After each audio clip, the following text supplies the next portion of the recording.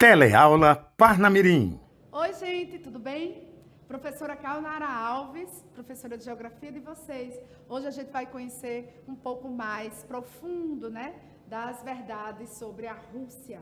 Mas antes da gente viajar para a Rússia, dê uma olhadinha para o canto inferior direito da sua tela e vocês vão enxergar um bichinho quadradinho chamado QR Code. Você pega o seu telefone, a câmera do seu telefone, posicione sobre esse pequeno símbolozinho e participe da nossa enquete. Nós estamos precisando que vocês nos avaliem para que a gente melhore cada vez mais, beleza?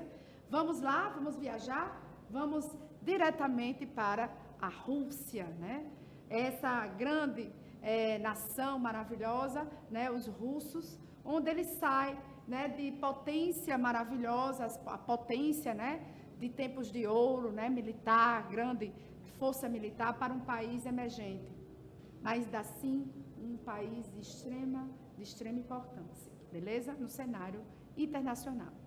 Bom, vale também saber que a Rússia, minha gente, como superpotência emergente, ela é uma federação que é geralmente considerada uma superpotência emergente devido ao quê? Devido ao seu grande potencial militar, lembrando que, houve aí a Guerra Fria, participou das duas grandes guerras, enfim. E durante a Guerra Fria já foi uma superpotência como União Soviética. Lembra dela que a gente fez uma análise?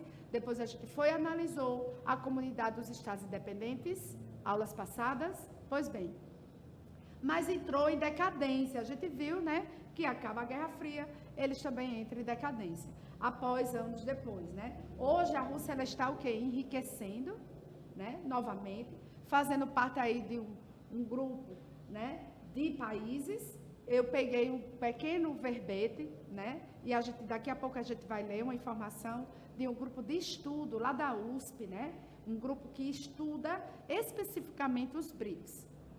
Gente, aqui é um mapa mundi, onde está situando que os países que fazem parte desse grande grupo de países emergentes. Nós temos o Brasil, a África do Sul, que entrou por último, a Índia, a China e a gigante Rússia, tamanho territorial, porque a gigante em termos de economia ainda é a China. E esse que vem aqui, dentro da pesquisa, tem até esse endereçozinho eletrônico para que vocês, quem tiver curiosidade, a tela vai estar fixada aí, vocês coloquem aí, anotem, tá? É um artigo, certo? Um jornal da USP, que então estava divulgando aí o trabalho feito, de investigação sobre os BRICS. E ele faz e diga assim, as pessoas que escreveram, disseram, pode gerar confusão, mas BRICS não é um bloco econômico, nenhuma organização internacional. Não existe um tratado, com sede, que o constitua como bloco, certo? Ele existe como um agrupamento, por isso que eu chamo de grupo, de cooperação diplomática entre 5 países ditos emergentes, que estão desenvolvendo suas economias. Existiu aí um grande economista, no passado, e começou a ter uma visão estatística, de prever alguns países que estão aí, iriam despontar em suas economias. Houve até mesmo uma expiação, de que seria a Índia, só que foi a China, a China que começou a despontar aí, economicamente falando. E aí as heranças soviéticas, Para entender a Rússia, você tem que ir lá no passado, a gente vai dar uma passadinha, tá? Lembrando, gente, que essa aula, ela vai compreender entre os 2 capítulos que falam ali sobre a Rússia, que os 2 capítulos, os últimos capítulos da unidade 4, certo? Que fala sobre a Rússia. O capítulo 14, salvo engano, vai dizer sobre nessa herança soviética, vai explicar a diferença, socioeconômica entre os países, certo? Nós temos aí alguns países que se despontam, como Rússia, Ucrânia e Belarus, que é Belarússia, vai se despontar aí os mais industrializados, beleza? E também detém aí um grande arcabouço, né, de indústrias, de espaços agricultáveis, né, enfim, eles produzem bastante, certo? E também nós temos aí, dentro, né, desse cenário né, essa diferença entre esses países do leste europeu, nós temos os países que terminam com ão, né, e tirando Azerbaijão e Cazaquistão, né, esses países que têm a terminação ão, eles são mais fraquinhos na economia, se falando de forma bem coloquial, bem figurada, né, para que vocês entendam.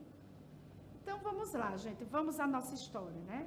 A Federação Rússia, país mais extenso do mundo, 17 milhões de quilômetros quadrados, estrutura política, administrativa, repúblicas, distritos autônomos, regiões administrativas e 2 cidades com status especiais. Eu tenho Moscou e São Petersburgo, certo? Fazendo uma correçãozinha de digitação, isso aqui seria um 2, não um 3, tá? Quilômetros quadrados e não quilômetros cúbicos, não existe. E nós temos o retorno da Rússia, né? O retorno da Rússia, essa história vai ser contada agora. Então, a maior e a mais importante das 15 repúblicas, lembra que eram 15 países juntos que fazia a URSS, União das Repúblicas Socialistas Soviéticas? Pois bem, o primeiro país socialista da história. Apesar do pensamento socialista ter surgido ali na Alemanha, foi na Rússia que tomou corpo, né? Ocupava o leste da Europa, centro e norte da Ásia, economia planificada, planos quinquenais, tornou-se uma potência mundial. Outras informações sobre o retorno da Rússia: setores privilegiados, bens de produção, bens intermediários e os setores bélicos e espacial. Bélico quer dizer o quê, gente? Indústria armamentista, tá? Lembrando que na Guerra Fria, a Rússia, né, a União Soviética propriamente dita, né, falando no passado, houve um crescimento muito grande, porque eles estavam competindo com os Estados Unidos. Terceira Revolução Industrial, perda da competitividade econômica com os Estados Unidos, tá? Veio justamente na queda, né, do socialismo, enfraquecimento do modelo, onde aí o capitalismo ele impera o mundo inteiro, né? A crise econômica começou aí. Mikhail Gorbachev, lembra dele? Que eu falei dele? Mikhail Gorbachev, secretário-geral, né? Que se tornou aí um grande mentor das reformas econômicas. E essas reformas econômicas, justamente aquelas palavrinhas difíceis que eu falei para vocês, né? Com palavras russas, né? Glasnost, né? Que é abertura política, significa tentativa de acalmar, né? Os anseios separatistas que ali estavam, né? As pessoas estavam, os populares estavam realmente querendo liberdade, e deu ruim, tá, gente? Deu ruim, fim da União Soviética, né? Foi dia 8 de dezembro de 1991, lembrando que em 1989 a Guerra Fria ela acaba, só depois de 2 anos é que a União Soviética ela se dissocia, né? Abandono da economia planificada de uma vez por todas, e aí livre mercado, se rendendo ao capitalismo.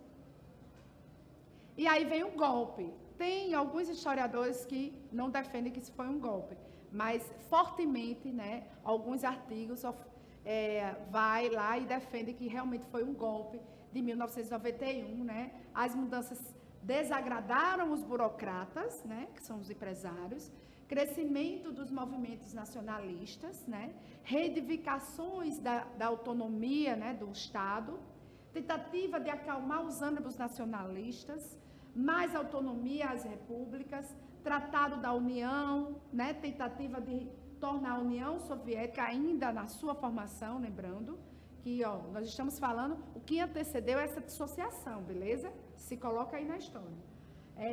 Uma Federação de Repúblicas Independentes, foi quando o SEI aconteceu. Lembrando que o SEI é uma sigla, né? Comunidade dos Estados Independentes. E aí continua a história do golpe, veio o golpe de Estado, né? Tentativa de deter as reformas com à disposição de Gorbachev ele botado para trás, durou 3 dias, resistência, Gorbachev retorna ao poder, né? Depois vem, né, separatismo, ganha muita força aí, e em dezembro de 91, aí desse século, todas as repúblicas soviéticas tornaram-se livres, independentes. Eis aí que surge o SEI, né? Comunidade dos Estados Dependentes. E a transição, gente, aí agora não tem mais, né? Desculpas, né? Realmente o capitalismo ele chega, né? É um caminho sem volta, e aí essa transição vai ter alguns desenrolares, né? A transição para o capitalismo, dentro do território russo, nós temos a desintegração da União Soviética, diminuição das reservas econômicas, queda na exportação e desemprego. Então, foi um baque muito grande, né? Houve ali um desmame, digamos assim, né? Sabendo que o Estado era grande, maior, socialista, né? Transição para o capitalismo teve obstáculos para ser superados, né? Primeiro, reduzir o aumento do custo de vida, depois, formar a mão de obra qualificada e, por último, reduzir os impactos ambientais causados pela poluição. Eles pensaram até nisso. E também investimentos na modernização dos setores industriais, lembrando que uma economia planificada, ela não tem uma estrutura evolutiva, uma estrutura de tecnologia evolutiva, né? Não evolui tanto. É tanto que, se você, até hoje, lá no país Belarus, que é Bielorrússia, vocês ainda encontram a arquitetura russa, da época da arquitetura soviética, né? Quadradão, aqueles prédios, né? Que parece que é do tempo do século passado. Então, ali são rastros ainda, né? Apesar deles terem, né, um arcabouço econômico muito acentuado no leste europeu, dentro daquelas possibilidades ali das 15 repúblicas, certo? A Bielorrússia, ela tem ali um cenário que denuncia ali a história de um passado ali meio que capenga, né? Um passado que não acompanhou os movimentos tecnológicos que o capitalismo acompanhava, né? Então, centro de uma crise mundial, em 1998, houve uma crise enorme do capitalismo, moratória, né? Que é a desconfiança dos investidores, né? Moeda desvalorizada, empréstimo de 22 milhões do FMI, lá vai, olha só que ironia, né? Rússia, desgraçada, ali, eles pedem ajuda a quem? Ao seu algoz, né? Ao seu grande, como é que se diz? A grande pedra no sapato dos russos, né? Que é os americanos. FMI, que é o Fundo Monetário Internacional, que quem fundou foi os Estados Unidos. Faz parte da ONU, uma das agências da ONU. Queda do produto interno bruto, ou seja, eles começaram a produzir menos. E aí, gente, o panorama, né? Esse panorama aqui, ó, de dinâmica do PIB russo, que vai de um intervalo de 1993 até o novo milênio, né? Só acentuando, né, que em 1998 houve aquela crise, tá? A crise, e aí eles desceram, né, aqui na produção, tiveram uma baixa muito grande em 1999, e a partir daí, novo milênio, eles começaram a crescer. A transição para o capitalismo também teve como característica que em 2000 o país saiu da crise, né, e se reestruturou. Fatores fundamentais para que isso acontecesse, preste bem atenção: a exploração de recursos energéticos, formação do mercado interno, construção de oleodutos, desenvolvimento das telecomunicações, ampliação da transmissão de energia elétrica. Então, vocês já percebem que eles começaram a se reestruturar, começaram a andar conforme o ritmo do capitalismo globalizado. Transição para o capitalismo também tem como característica problemas demográficos. Gente, a expectativa de vida sofreu aí uma queda, né, na década de 1990, né, que teve algumas causas. Baixa taxa de natalidade, altas taxas de mortalidade por conta do alcoolismo, todo mundo sabe, mas para quem não sabe, vou dizer agora, a Rússia é muito famosa, né, em suas vodkas, né? O pessoal lá toma muita vodka. Não sei se é por conta do frio, né? Mas, tipo, o Boris Yeltsin, que foi o que veio depois de Gorbachev, ele tinha um grande vício, né, de tomar vodka. O número de mulheres é absurdamente maior que o número de homens, né? Isso não é novidade. Outra coisa, resulta na diminuição da mão de obra. Tem um probleminha aí chamado queda na economia com impacto direto no PIB do país, né? Diminuição da produção e diminuição também no consumo, certo? Quando tem aí, resulta na diminuição de uma mão de obra, justamente a queda da economia, né? Tem um impacto direto no produto interno bruto desse país, onde vai ter uma diminuição, né? O que vai denunciar aí uma diminuição na produção e também no próprio consumo da galera. Medidas do governo, o que eles fizeram? Incentivar a imigração, né? E auxílio financeiro para quem tiver segundo filho. Então, eles começaram a dizer, vamos ter que, né, acelerar as mulheres, né, em número maior, né? Muitas vezes não queria trabalhar, ou não queria ter filhos, por conta do trabalho, é isso mesmo que eu queria dizer, e também por conta da queda de mortalidade e a estagnação na taxa de natalidade. E aí houve, então, uma crise demográfica. Eles começaram o quê? A criar políticas que incentivavam aí a taxa de natalidade. Gente, sobre a indústria e recursos, né? Muito importante, é um país riquíssimo, tá, gente? Recursos minerais, né? 2 tipos de organizações. Eu tenho a oriental, que são as indústrias similares agrupadas em uma região, e nós temos os tipos de organização vertical, que são indústrias que dependem de uma das outras, localizadas de acordo com os recursos disponíveis, né? Ou seja, são indústrias que vão ali ter a matéria-prima próximo. São justamente pontos naturais que faz com que aquelas indústrias se localizem ali. Por isso que a gente chama aí organizadas o quê? Verticalmente. Predomínio de indústrias pesadas, equipamentos e o quê? A indústria armamentista, a indústria bélica. Gente, indústria bélica, qualquer coisa que leve esse nome bélico, vocês têm que associar à arma, certo? A indústria de armamento, enfim, tudo que é bélico, vocês vão ter que associar a armas, tá?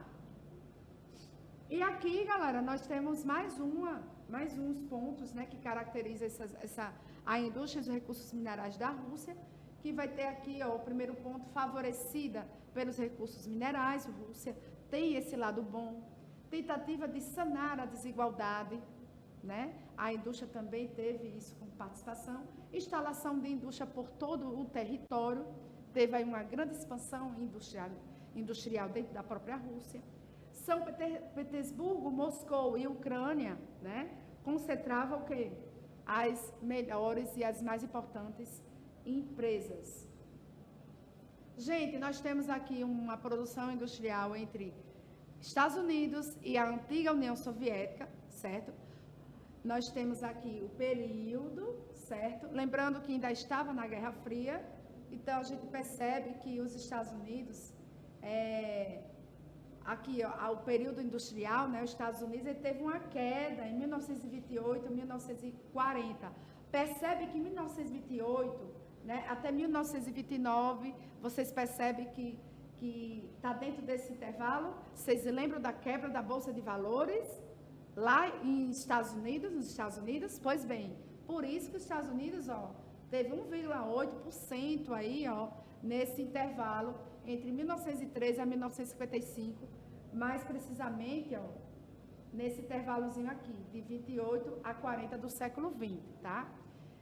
Foi a queda da Bolsa de Valores em 29 que prejudicou os Estados Unidos. Enquanto isso, a União Soviética seguia o seu barco, né? Seguia suas produções industriais bem alargadas, né? Ó, chegando até, ó, a superar os Estados Unidos. Mas esse crescimento acelerado do setor industrial, né, não adiantou, na realidade. Os Estados Unidos foi e ganhou a parada. Mais algumas informações sobre indústria. Estrutura soviética, ela entra em colapso, lembra disso? Crise em 1980, né?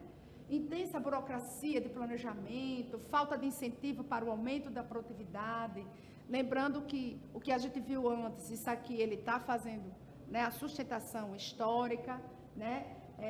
Tem também defasagem tecnológica, lembra que a gente falou antes, nos slides antes?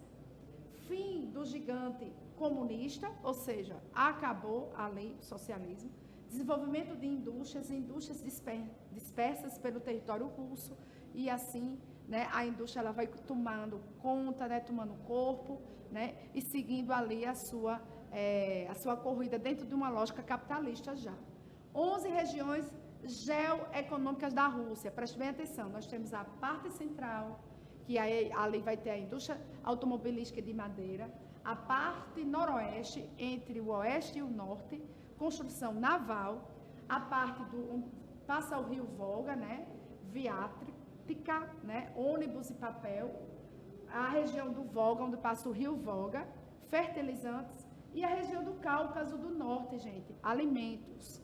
Lembrando que a parte do Cáucaso é entre o Mar Negro e o Mar Cáspio. E o Montes Urais, refinarias de petróleo. O Montes Urais fica na divisa entre a parte europeia e a parte asiática da Rússia, ou seja, a parte mais ao leste. Centro Chernozemsk, eu acho que é isso, máquinas industriais.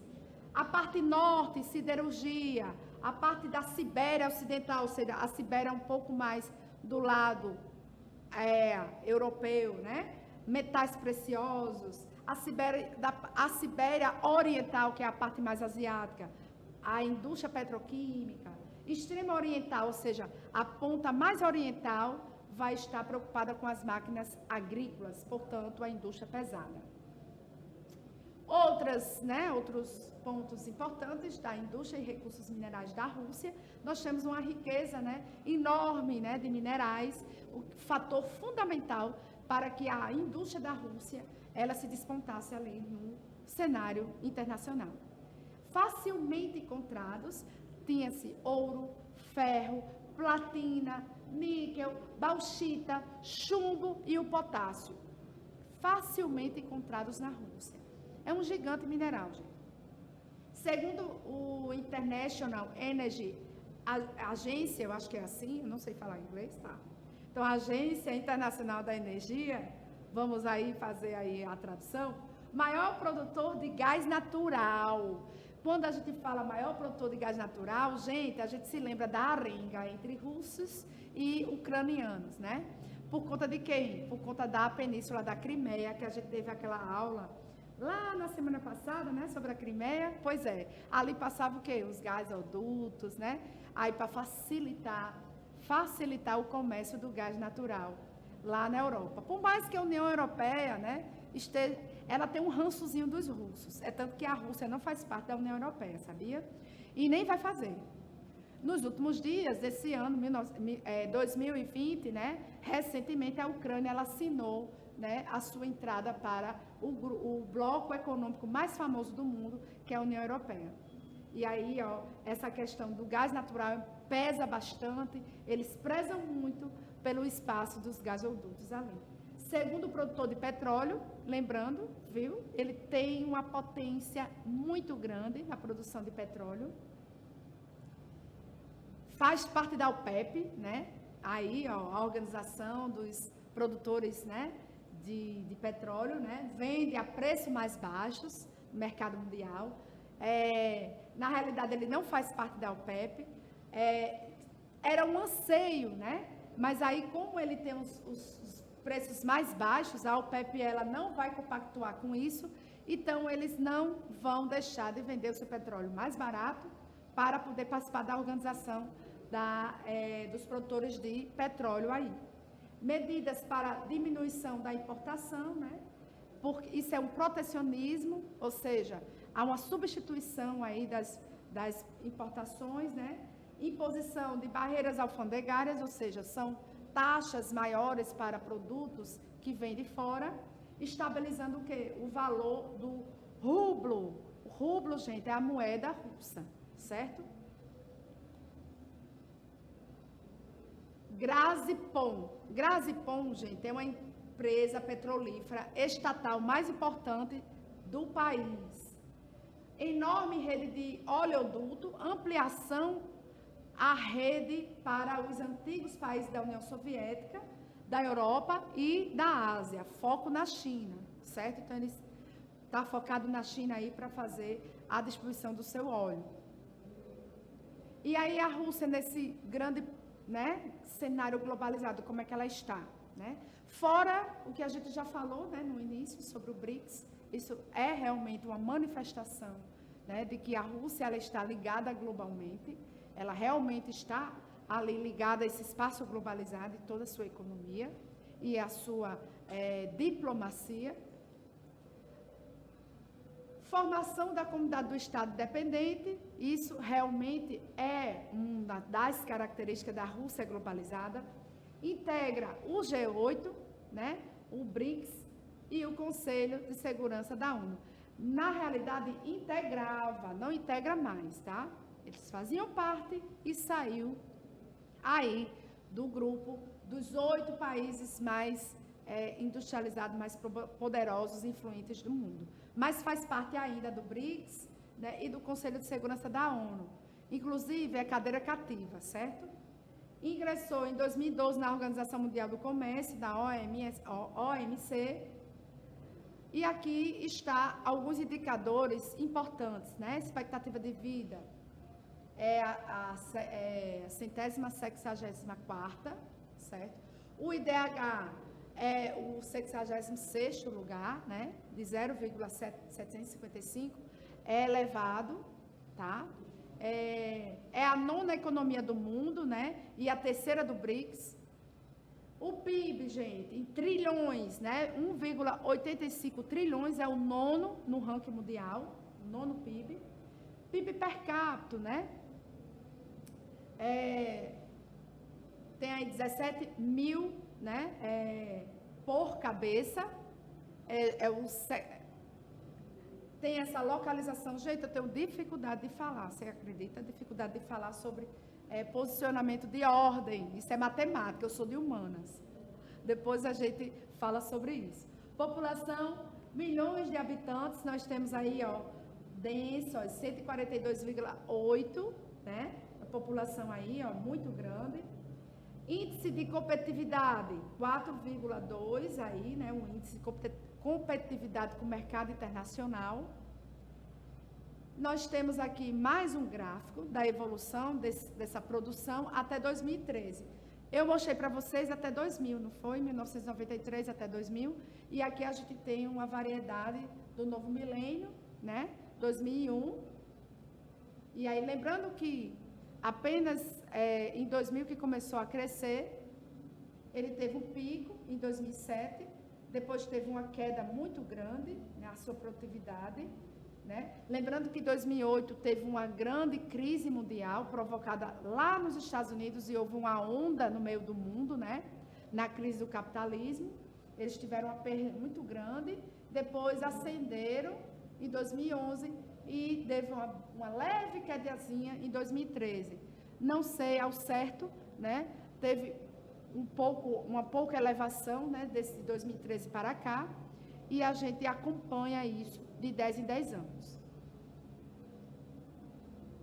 Gente, agora a gente chega ao fim, com um convitezinho aí para vocês fixarem esse conhecimento, fazendo um exercíciozinho, ó, da página 138 até a página 139. Os meus alunos sempre me acompanham, né?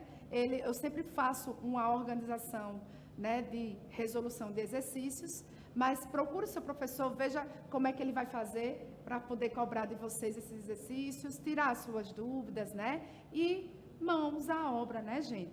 Fazer desse conhecimento uma coisa mais prática, né? Para vocês não esquecerem um só detalhe e conhecer, assim, a Rússia e suas nuances, né? Sem esquecer os seus pontos históricos que explica, né, tudo o que ela é hoje.